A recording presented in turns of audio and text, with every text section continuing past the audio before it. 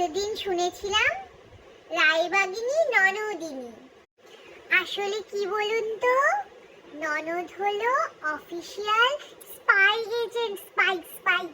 তুমি কি পারো, কি রান্না করলে, কি খেলে, কার সাথে কথা বললে, কি কথা বললে, সব খবর যাবে হেড অফিসে, মানে শাশুড়ি।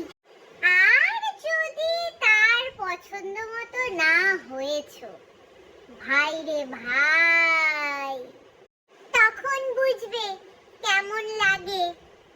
তখন তোমার অবস্থা কেমন হবে বলো তো? ওই যে সিআইডি সিরিয়ালে সন্দেহজনক আসামিদের মতো। এটা এমন একটা পাবলিক যে মনে করে তার ভাইয়ের বোধহয় যত্ন কেউ নিতেই পারে না সে ছাড়া। ভাইয়ের জন্য চিন্তায় এত বিভোর থাকে যেন ভাই তার 5 বছর ধরে খাওয়ারই পায় না।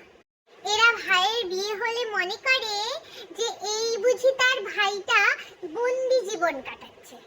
ওই যে ভাইয়ের বউ এসছে, সহ্য করতে পারে না তো।